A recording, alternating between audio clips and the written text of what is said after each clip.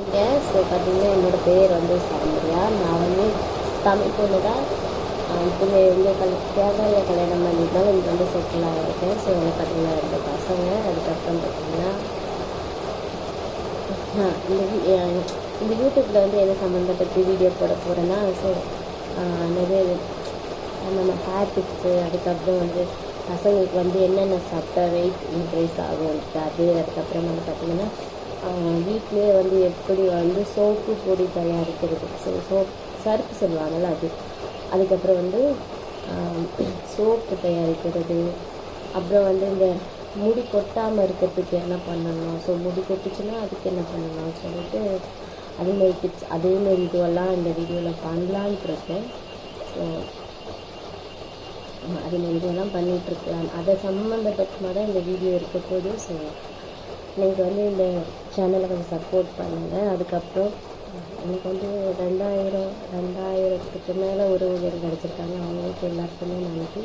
So இதுக்கப்புறமும் support பண்ணுவேன். நான் முடிஞ்ச அளவுக்கு நான் நல்ல வீடியோவாக ஏதாச்சும் போட்டுக்கிட்டே இருக்கேன். இங்கே வந்து பார்த்திங்கன்னா எனக்கு வீடு வந்து இருட்டாக இருக்கிறதுனால ஸோ எதுவும் பண்ண முடியாது. என்கிட்ட வந்து ஃபோன் வந்து ஃபஸ்ட்டு யூஸ் பண்ணிட்டு ஃபோன் இந்த ஃபோன் தான்.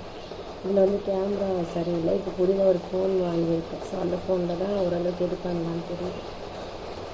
எங்கள் ஜன்னலுக்கு வச்சு பேசும்போது ஓகே ஓரளவுக்கு நல்லா தெரியுது. ஆனால் அங்கே வெளியில் தான் வச்சு இது பண்ணலாம் அவ்வளோ இது இருக்க மாட்டேங்குது. கரண்ட் போச்சுன்னா சுத்தம் இருட்டாயிடும் வீடு. அதனால் முடிஞ்ச அளவுக்கு நானும் ஏதாச்சும் ஒரு வீடியோ பண்ணுறேன். கண்டென்ட் உள்ள வீடியோவும் ட்ரை பண்ணிக்கிட்டு இருக்கேன். நிறைய கண்டென்ட் இருக்குது. ஆனால் சப்போர்ட்டிங்ஸ் ஆள் இல்லாமனால அது அப்படி எதுவும் ஆகிடுச்சு.